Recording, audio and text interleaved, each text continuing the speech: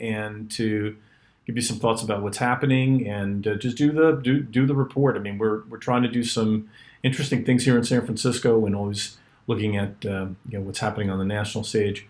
You know, it's not critical that people see everything that's going on in San Francisco, but I think it is important to keep an eye on what's happening here. I mean, think about the national stage. What the names on the national stage that are from San Francisco: Dianne Feinstein, Nancy Pelosi, Gavin Newsom, Kamala Harris. I mean, you have the vice president-elect of the United States and the Speaker of the House of Representatives, just in Washington alone, from San Francisco. You have lots of bad ideas that have been put onto the national stage from San Francisco. You're going to have a lot more coming on the national stage that were originated in this incubator of disaster known as political disaster known as San Francisco. So it's important to keep an eye on what's going on. It's funny, I ran for a supervisor here a couple of years ago, and it was my first experience as being a candidate with what's called ranked choice voting. And ranked choice voting is you can vote for 3 people in order. What happens is it's confusing, but when you vote for somebody, let's say that person comes in last out of 3 people, then that person's second and third choice votes go up to the people who are still on the ballot, and then they tally all those up, and they determine the winner. In some races you have 7, 8, 9, 10 people running, so there are all these rounds of rolling up the votes and that sort of thing. It's a terrible system. And let me tell you, as crazy as San Francisco is, we have, this image of being, woke central and the epicenter of progressivism. And it's true on the political sense, but it's not true on the street level sense. I can tell you, we've got 11 supervisors. It's sort of like our city council. They're like the legislative body that reports to the mayor, sort of like Congress and the president.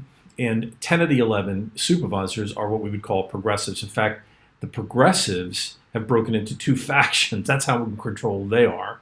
And, they're out trying to progressive each other. But on the street, I can tell you 10 out of 11 San Franciscans do not consider themselves as progressive as the people on the Board of Supervisors.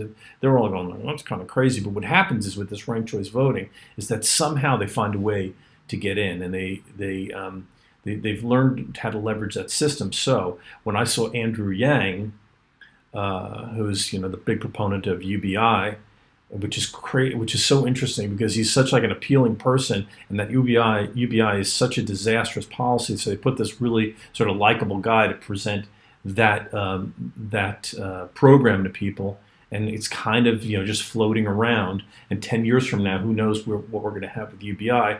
When I saw Andrew Yang on Twitter recommending that the United States have ranked choice voting, that really got my attention. Because that's sort of like a next policy where the people say, oh, you get to vote for, instead of just one person, you can vote, you can say, I'm torn, I'm going to split my vote, I'm going to give a couple of people votes here. And let me tell you something, if we do that, that is a recipe for progressive hell. So keep an eye on what's going on in San Francisco. That's why I thought you'd be interested to know that a supervisor who's crazy progressive, but sometimes reasonable, sometimes you can get through to, is actually doing the crazy thing now. He's holding, get this, like a Zoom call, webinar, whatever you want to call it, to talk about expanding the tent cities in San Francisco. So like all those pictures that you see of San Francisco with people like sleeping in tents, and you're like, oh my God, how do they let people live like that? I mean, the city has more billionaires per capita in the world, and yet we have more homeless people per capita than any city in the United States. They want to expand that instead of actually taking the tough decisions to help people get off the street, because it is not compassionate to leave these folks on the street and letting them die. Instead of using the rules of the road, the rules that we all live by, to get people into the system and into systems that can get them better. It's like this generation is afraid of enforcing the rules. They're afraid that if they're the person who actually the person who actually says, oh, we have to do this and enforce this rule to impose a little discipline so people understand what the limits of behavior are, then all of a sudden they're the bad person. Like, you can't condemn people for rioting because then you're the bad person, right? So in any event, that's what we've got going on in San Francisco, and I thought you'd be interested in hearing that before we start on the main topics today. Hey, just a couple of quick plugs here. I've lost 30% of my Twitter followers. At this point, it's like I'm not even going to complain about it. Who cares? But I would like to get some of them back. So if you could retweet this show and any of the videos that we do, if you could actively retweet us, I'd be grateful. It'd be nice to to grow that. I always felt like they were shadow banning me as it was, because my Twitter following should have been continuing. I was active and putting out what I thought was good content, but a lot of people weren't seeing it. And I don't know about you guys, but I have this weird thing where I go in and there are like responses to my tweets, and I can only go in and see like a handful of them or none of them. And it's weird. I don't get that. But in any event, if you could retweet, that would be great. If you can subscribe, you can see at the bottom of the screen where you can subscribe to my various platforms. Subscribe on YouTube. That's the big one right now. We're really pushing that at the John Dennis Report. So please subscribe and retweet. I'd be super, super grateful. So yesterday I did an interview with local TV station. Been doing tons of them. I did actually 2 yesterday, and I put this out there.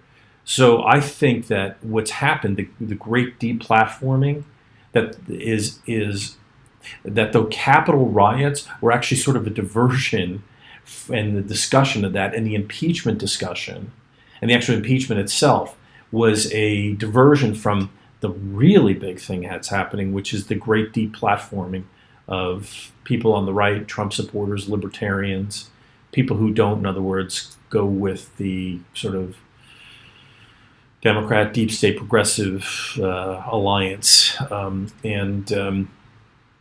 I said in this interview that the great deplatforming is much worse than the Capitol riot. And the reporter, to her credit, was, I have to say, give a little plug for local news station KRON. They've always been fair to me, and they ask fair questions. And the reporter said, people died at the Capitol. And there were 2 things about that. And I said, I'm going to come back to her response, because I thought that was interesting in and of itself. But I said to her, not dismissing that. I want to be really clear about that. That was tragic what happened there. People died. Deplatforming people, taking their right to speak in the digital public square has far worse long-term implications. Now, what I thought was interesting was the fact that she asked the question that way. It was a smart question, and I don't want to knock her for that. But it's interesting that she didn't see that right away, that yes, loss of life is tragic, but the implications of people not being express themselves and feeling like their voice doesn't matter and that they're just being dictated down to, that is way worse, far worse in terms of the long-term implications than the vandalism of the taking over of rooms at the Capitol and the tragic deaths that happened there, the 1 or 2 tragic deaths. The deplatforming people, taking away their ability to express themselves on issues and feel like their issues are being addressed, that is a big, big problem. That's the hugest problem that we have out there. And by the way, I hate to sound like a repeated cliche, but there's a reason why it's the First Amendment. I know it's a private company, but there's a reason why it's the First Amendment, because it's the most critical thing that we need to support. It's really what the political process is about. It's about resolving our issues through persuasion and conversation and discussion, and an expression of your rights through voting. If not, we boil down to might makes right, and that is, if you can't talk, that's what you end up with. And people say, oh, they're private companies, and I get all that, but there was an article. Actually, Jack Dorsey did a tweet that I thought was really interesting. A whole long tweet thread. Did you see this? A lot of people commented on it, and Jack's comes across equally at times, I think, as thoughtful and disingenuous and slick and sly and says things like, this was in Twitter's best interest, doesn't, without having to say, we're doing what's in Twitter's interest, not what's in the public's interest, right? And that was part of his defense of removing Donald Trump from Twitter. But I thought that whole thing was really fascinating. But one of the things he didn't address was the deplatforming of the people on the right, the Trump supporters and the libertarians, just the deplatforming of Donald Trump. This is really critical. I mean, I can't tell you, if this continues in this direction, it is going to be really rough go here. I'm going to come back to that. Well, this just jumps into the next topic, which is there are people who are genuinely terrified of a Biden presidency. Think of where we stand right now. We've got the prospect of the Democrats reaming through statehood for District of Columbia and Puerto Rico. Okay, which would elect 2 senators each, 4 new Democrat senators, and rig the game more in their favor. They already control the House, and they control the presidency, at least for the moment. They are talking about stacking the courts, maybe expanding 4 or 8 new Supreme Court justices, all of whom they would get to appoint.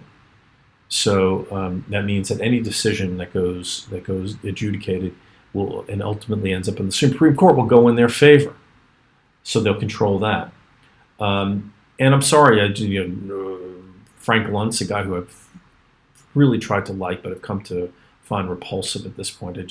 He's such a grifter. I mean, that overused word, but boy, if anybody's a grifter, he is, and if he's not one, then nobody is. But he said there was a poll that went out that said that over 70% of Trump supporters thought that 90% of Trump supporters thought that the election was rigged. Now listen, those people are not being, they're not saying that because Donald Trump told them that the elections were rigged. If they thought the elections weren't rigged and Trump kept saying it, they wouldn't support Trump anymore. But 91% of them said they would vote for him again.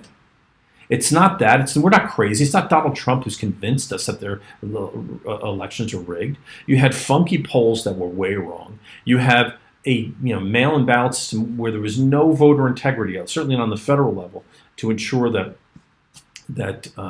the ballots were counted fairly and that they were getting fairly submitted ballots in the first place. And all of a sudden, Joe Biden, the least interesting candidate in my lifetime, that's been on the national ticket going into the general election day. The worst candidate in my life. He's the guy who actually pulls out, wins more votes than anybody else. So we're not alone. If you're thinking the same thing trust me, even from the Frank Luntz poll, you're not alone. We are all in this together. We get it. So people think that they have rigged elections, and I'm sorry, I can't disagree. It just doesn't seem right. Now they control clearly social media and big tech. I mean, this is like a boiling pot. We've had this friction. We've got this boiling pot of water, and now they're putting a freaking top on it. Well, what do you think is going to happen as the pressure builds up? This isn't going in a great direction. Interesting thing, now I remember why I brought up the Jack Dorsey tweet. What was in it was something I tweeted the other day, which is that, I don't think big tech, truth be told, I don't think, okay, listen, they may have a political angle and they may enjoy the political power, but the truth is they want a thriving business that continues to make them money. That's what they want. If they're not the ones who are pushing for people to be deplatformed, and Jack Dorsey said in those tweets that it was the Democrats that came to him and basically told him who to deplatform. It's the Democrats that have been working with big tech and forced Parler off of Amazon Web Services. In a sense, the digital private square owned by these respective companies, Facebook and Twitter and YouTube and Instagram, which is owned by Facebook, they are, when Democrat politicians are telling them what to do, they become an extension of the government. And if they become an extension of the government, then the First Amendment needs to apply to them. And then they can come up with creative ways to make sure that people's First Amendment rights are respected. And listen, I put that out as a thing for lawyers, a question for lawyers to mull over. None of them have really kind of responded. Other people have responded, but I haven't heard anything specifically from lawyers. But I got to tell you, I think that's an argument that can be made, and I think it's a winning argument. It seems to me. Again, I don't know the law. I'm not an expert in the technicalities of law. But if the government, if the people, elected officials, are using their coercive power and their leverage as members of the state to horse trade with tech companies in order to abridge your free speech, doesn't that make them an extension of the government? And doesn't the First Amendment apply to those tech companies at that point? So anyway, I think it does. And I think it's something that really needs to be explored. And I'm telling you, guys, this is, if you start abridging speech, it's the first step to a really bad long line of terrible outcomes. I am conscious of not putting out things that reference violence because I'm so anti-violence and the initiation of force. And I don't even want to discuss it, but I'm just saying that the long-term consequences of the abridgment of the freedom of speech is going to lead to consequences that nobody wants to see happen. And I'm trying to help avoid that by bringing this topic up. And I hope that this thing that I'm saying does not fall on deaf ears, that we as a people push back and say this is not acceptable, and that politicians understand it's not acceptable what they're doing, and they change their behavior, because this is the direction in which it's going.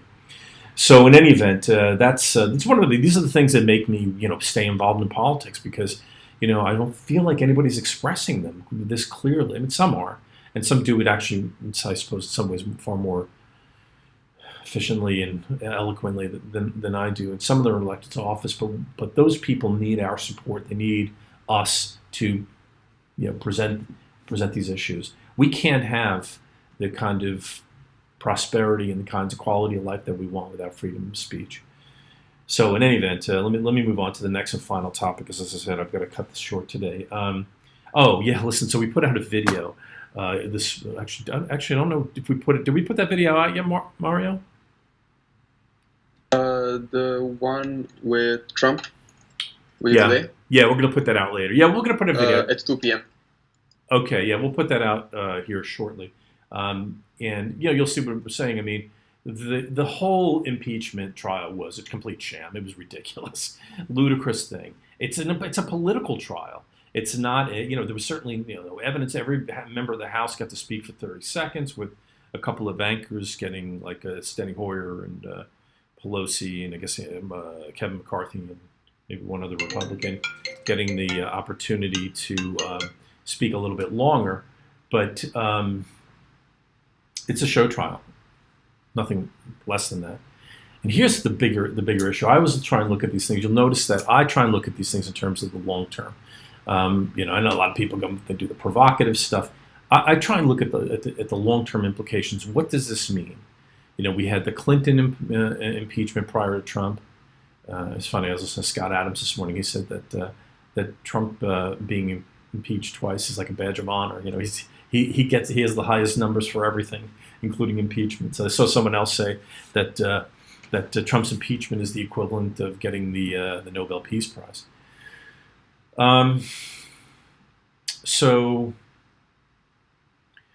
What I'm concerned about is the long-term implications. Prior to President Trump, we had Clinton. Prior to Clinton, we had Richard Nixon, and I think prior to him was Andrew Johnson, if I'm not mistaken. So it's a regular thing now, and I think it's all driven by Nancy Pelosi's frustration, her contempt for the president. Nancy Pelosi is. I was watching a 60 Minutes bit with her the other day from 2006, and it's funny. I'll say that she's consistent. She doesn't want to negotiate or deal with Republicans. It's almost like there's a lack of cordiality. I mean, she can't be cordial with them. It's beyond being able to work with her. She's just vicious, and she's going to stomp her feet and get her way, or that's it. And this is not the kind of person that we want. Look, and by the way, I'm not saying she can't be tough. Mitch McConnell's tough. She's certainly welcome to be tough. But to be so relentlessly negative about anything that the other side comes out of their mouths means that A, she has no ideological grounding. She doesn't believe in anything. All she believes is in power. And two, it means that the losers are the American people. It's no wonder that, with the leadership of people like Nancy Pelosi in Washington, that Donald Trump won in the first place. This is the message that they refused to get. He won because he started he said, I am not going to ignore. I'm not going to create diversions for all the people in the Midwest who have lost their jobs and lost their careers and lost everything. And I'm not going to turn away from those people. I'm not going to join the chorus of people and calling them privileged, while they're working multiple jobs and having to go hunting so that they can serve, so that they can feed their families.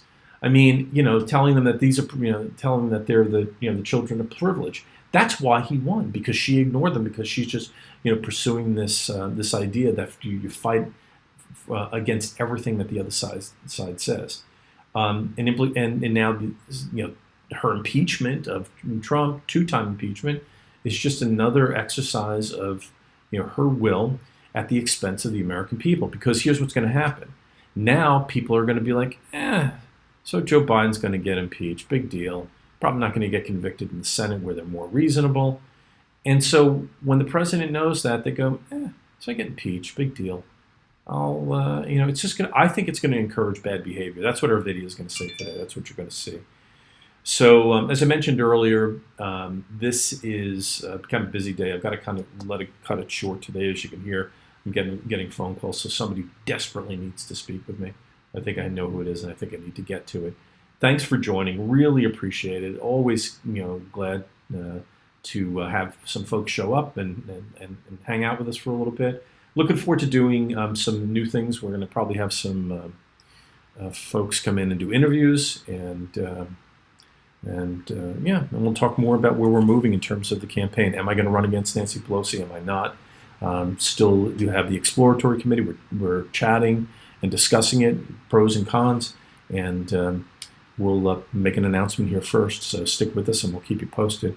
And as always, please, really, like I said, retweet and subscribe. Subscribe on YouTube. That's the one that we're really focusing on right now. Is the subscribers on YouTube? Please follow us there. John Dennis Report. I'm going to take a quick look at some of your comments on Facebook. Yeah, I got to tell you, when I hear these things about the tent city, I'm fighting for San Francisco, but man, they are wearing me out here, man. It's a tough slog, really difficult, because you just look and see, okay, if this is what they're discussing, how's the city ever going to get better? And then if it's any indication of where the country's going, and God help us, okay. You do understand we are in a war with the Democrat Party. Oh, absolutely. Well, listen, it's not just the Democrat Party, Roger. It's 10 years, 12. Oh shit, it's 11 years ago now. Ron Paul came out here. We had a big rally in front of City Hall, 1,300 people. It was on Labor Day, so it could have been a bigger audience. But we had this thing about, and I think the subtitle, I forget the title of the event was, but the subtitle was "Ending Washington's War on Us." Washington talks in terms of wars: war on drugs, war on poverty, war on this, war on that. That's all they know how to do. And the real war is the establishment in Washington against us. And the establishment in Washington includes some Republicans, by the way. You don't think Liz Cheney's part of that? You don't think Mitt Romney is part of the establishment? Adam Kinzinger, the congressman? They're part of the establishment in Washington. And the real war is Washington is how they see us. And, the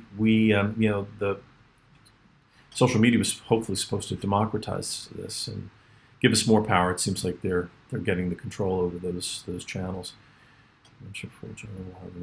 Yeah, I'm terrified of Joe Biden. That's a good point there, Anne-Marie.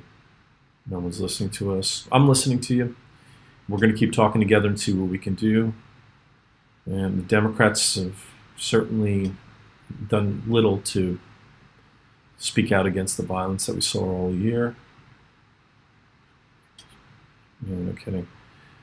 Okay, well, we're working on that, Pam. Thanks for your comments, everyone. Really appreciate it. Thanks for joining, and we will see you soon. Mario, hit it.